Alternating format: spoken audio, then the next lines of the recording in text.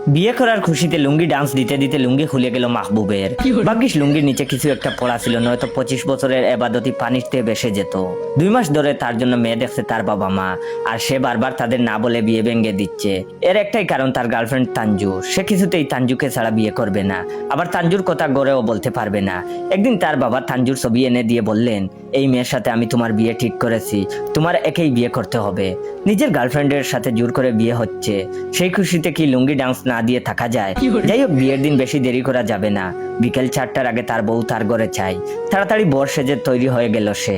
মাহবুব room থেকে বের হতেই তার বাবি এক চিৎকার দিয়ে উঠলো। মাহবুব তখন বলল, কি হয়েছে, চিৎকুর দাও কেন? আজ আমি বউকে আনতে যাবো, আমার হার্ট অ্যাটাক হলে আমার বউয়ের বিয়ে ভেঙে যাবে, সেটা মাথায় নাই। তখন তার বাবি বলল, আরে সব তো বুঝলাম, কিন্তু তোমার পায়জামা কই? মাহবুব তখন নিচের দিকে তাকিয়ে দেখলো বউ আনার খুশিতে সে পায়জামা পরতে ভুলে গেছে। এক দৌড়ে উষ্টা বুষ্টা খেয়ে রুমে গিয়ে ঢুকলো। পায়জামা পরে বের হয়ে এক দৌড় মারলো গাড়ির দিকে। পায়জামার পিছনে যে সময়টা নষ্ট হয়েছে তার সবাইকে সালাম করে নষ্ট করতে চায় না সে। মাহবুবের দৌড় দেখে তার বাবা মাও দৌড় মারলেন, তার বাবার আচমকা দৌড় দেখে তার মাও দৌড় মারলেন। মাহবুব যখন গাড়িতে উঠতে যাবে, পিছন চেয়ে দেখলো তার বাবা মাও আসছে। তার মানে তারা সালাম করিয়েই ছাড়বে, একজন একজন করে 14 গোষ্ঠী সালাম করা লাগবে, এতে তার সময় লস।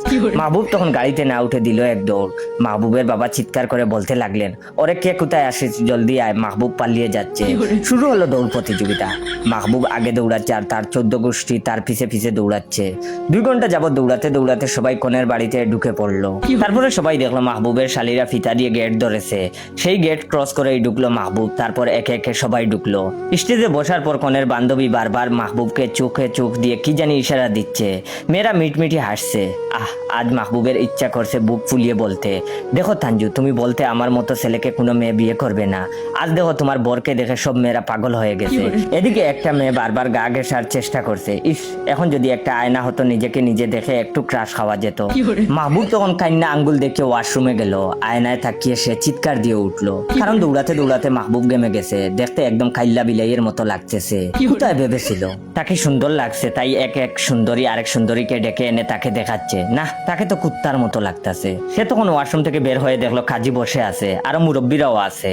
আসার পথে সেই মেয়েটা হাতে একটা কাগজও ধরিয়ে দিল। এসে বসে আস্তে আস্তে কাগজ খুলতে লাগলো।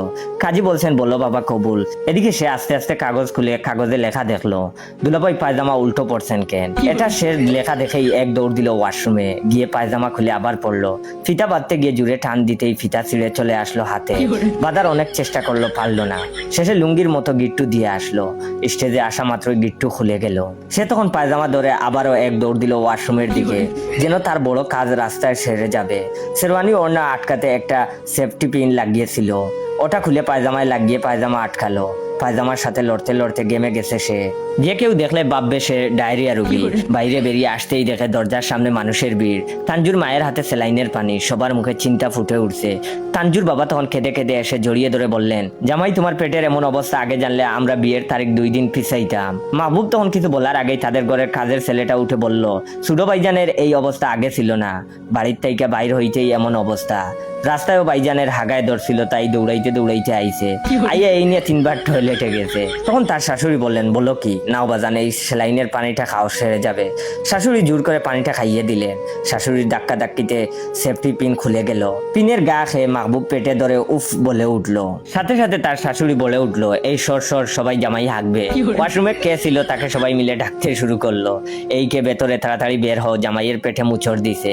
মাহবুবের অবস্থা এখন এমন যে মাটি ফাঁক হবে আর সে ঢুকে যাবে।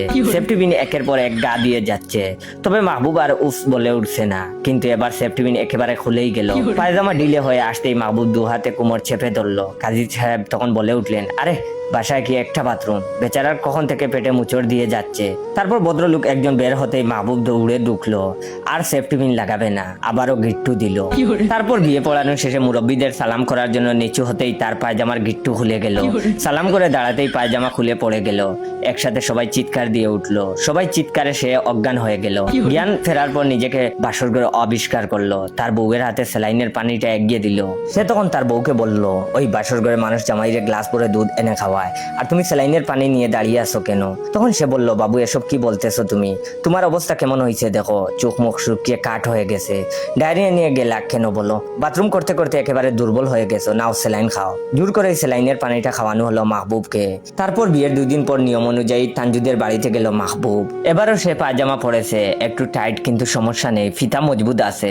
শাশুড়িকে সালাম করার জন্য যখনই বসলো তখন পাদের মতো একটা শব্দ করে তার পায়জামা ছিঁড়িয়ে গেল।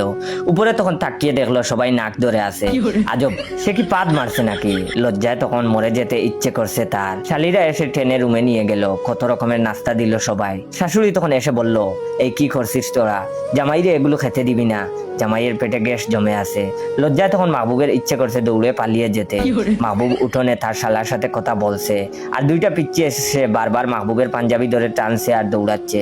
একটা সামনের দিকে ধরে টান দেয় তো একটা পিছনের দিক ধরে টান দেয়। মাহবুব তখন 2 হাত দিয়ে পাঞ্জাবির 2 দিক ধরে রাখছে আর মনে মনে দোয়া দুরুদ পড়ছে, তার ছেঁড়া পায়জামাটা যেন কারো চোখে না পড়ে। একটু পরে বাচ্চারা চলে গেল। ওয়েট, গল্পটা শেষ করার আগে আপনাদের কাছ থেকে একটু সময় নিয়ে নিচ্ছি। আপনারা দয়া করে ভাইয়ের রিয়েল ফেসবুক পেজ ইওর জয়কে ফলো দিয়ে রাখবেন। ইদানিং ভাইয়ের ভিডিওগুলো ভাইরাল হচ্ছে না। আপনারা কি চান না সুস্থ বিনোদনগুলো সমাজের মধ্যে ছড়িয়ে যাক? আমার ভিডিওতে তো কোনো অশ্লীলতা নাই, তাহলে আপনারা ভিডিওগুলো শেয়ার করেন না কেন? যারা যারা চান আমি সবসময় সুস্থ বিনোদন দিয়ে যাই, তারা অবশ্যই আমার এই ভিডিওটা বেশি বেশি করে শেয়ার করবেন আর আমার রিয়েল পেজটা ফলো দিয়ে রাখবেন। তারপর মাহবুব উঠোনে তার শালার সাথে কথা বলছে, আর 2টা পিচ্চি এসে বারবার মাহবুবের পাঞ্জাবি ধরে টানছে আর দৌড়াচ্ছে। একটা সামনের দিক ধরে টান দেয় তো একটা পিছনের দিক ধরে টান দেয়। মাহবুব তখন 2 হাত দিয়ে পাঞ্জাবির 2 দিক ধরে রাখছে আর মনে মনে দোয়া দুরুদ পড়ছে, তার ছেঁড়া পায়জামাটা যেন কারো চোখে না পড়ে।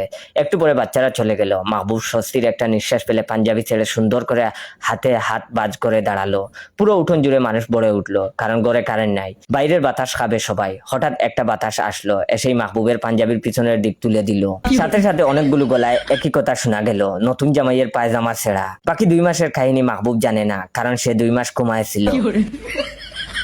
গার্লফ্রেন্ডকে নিয়ে মার্কেট করছি, এটা তেমন কিছু না। গার্লফ্রেন্ড মানেই মাঝে মাঝে মার্কেট করে দেওয়া। এমন সময় এক সাংবাদিক সামনে দাঁড়িয়ে প্রশ্ন করলো, বাবিকে নিয়ে কেনাকাটা কেমন চলছে? আমি তখন রেগে গিয়ে সাংবাদিককে বললাম, বাবি হইলে কবেই না তালাক দিতাম। সাংবাদিক আমার উত্তর শুনে মুখের কাছ থেকে মাউথ পিস সরিয়ে নিবে এমন সময় নিজেই উনার হাত থেকে মাউথ পিস কেড়ে নিয়ে বলা শুরু করলাম, ডিয়ার দেশবাসী, ভাই ও বোনেরা, গার্লফ্রেন্ড পালা আর হাতি পালা সমান কথা। আব্বার হাত পা ধরে 5,000 টাকা নিয়েছিলাম নিজে মার্কেট করব বলে, কিন্তু গার্লফ্রেন্ডকে কিনে দিতেই 4,000 টাকা শেষ। পায়ের ছেঁড়া স্যান্ডেল খুলে ক্যামেরার সামনে গিয়ে ধরে বললাম, এই যে দেখুন আমার স্যান্ডেলের অবস্থা। প্রত্যেক দিন ছিঁড়ে গেলে মুচির কাছে যাই সেলাই করতে। কালকে রাগ করে মুচি বলে দিয়েছে, ভাই দয়া করে তুই আমার স্যান্ডেলটা নিয়ে যা। তাও আর এই স্যান্ডেল আনিস না। গায়ে দেওয়া শার্টের কিছু অংশ উপরের দিকে তুলে ক্যামেরার সামনে ধরে বললাম, এই দেখুন বেল্টের জায়গাতেও রশি দিয়ে বেঁধেছি।